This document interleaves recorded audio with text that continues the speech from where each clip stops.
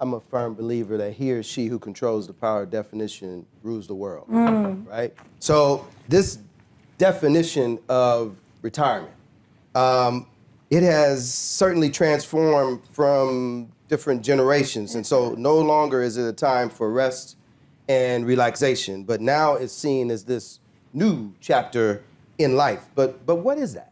Yeah, good question. Well, let's start by taking a look, as you suggested, at Webster's Unabridged Dictionary and what they say about retirement. They say it's, and I'm not making this up, to go away, to disappear, to withdraw. So yeah, that's a little crazy, right? But keep in mind when our grandparents, or at least my grandparents and parents, were thinking about retirement and turning 65, they didn't see a whole lot of years in front of them. They saw 5, 6 years at the most. And so they naturally thought of it as, okay, it's a time to wind down. It's a time to relax, enjoy, rest, maybe play a little golf. That was pretty much the way it worked. But this new retirement, it's a lot longer. We found in our study that on average, the average retiree spends at least 20 years in retirement, 20 years.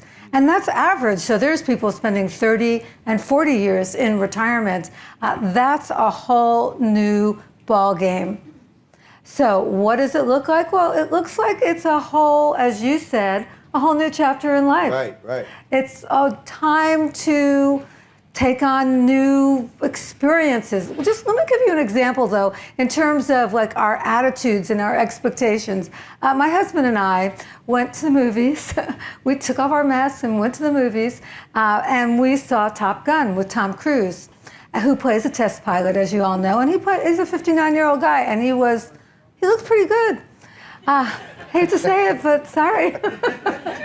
He looked pretty good. So, but think back. I don't know how many of you back in the 1980s saw the movie Cocoon. Anybody? Yes. Okay, so it was like a pretty amazing movie, and it showed a group of older adults who were very old and very disabled and really not happy with life, wanting to reinvent themselves as youthful. Wilford Brimley was one of those people. He was only 54 years old.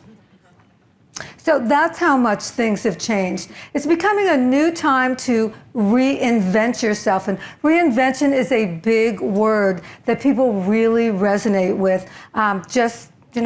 For instance, it's a time to maybe try something new, go back to school, volunteer, maybe start a second career, make new friends, which is a big one. By the way, if you're a widow or divorced, maybe a time to find new love. Just as an example, my mom, when she was 60 years old, my dad had passed away, which was a horrible, horrible moment for our entire family, but particularly for her. But a couple years later, she met a guy, and literally within 2 years, they decided that they were going to get married. So they were married for 25 years, and it turned out to be the love of her life. So the idea of trying something new and reinvention, it's big. By the way, in our focus groups, the word that kept coming up was freedom.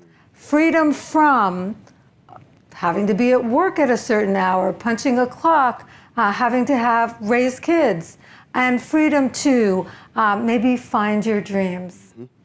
So this was all really interesting time.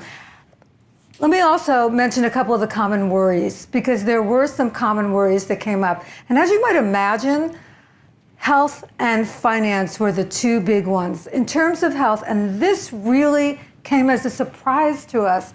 In the middle of COVID, in the darkest days of COVID, in our study, we asked all Americans actually, what's your biggest fears in terms of health? Is it COVID, which is what we expected the answer to be? Is it heart disease or cancer? No, it was Alzheimer's disease. That is the biggest fear. And by the way, my mom actually did have Alzheimer's disease. My husband's mom had it. It's pretty prevalent. It's why I'm involved in trying to, I'm on a nonprofit board to help raise funds for research. It's why Edward Jones is a generous sponsor of the Alzheimer's Association. This is a big deal. So that's one of the health concerns. There's two others. One is being a burden on their families. Nobody wants to be a burden on their families. And study after study that we conducted during COVID and before COVID, that's what we learned. But third is a really interesting one to me, and that is the cost of health care. Now, most people assume health care, okay, I'm going on Medicare. I don't have to worry about the cost of health care. That's definitely not the case. So for the average couple, from the day they retire to the day they leave this world, the average cost of health care is $450,000. That's out of pocket and long-term care health care. It's a big number.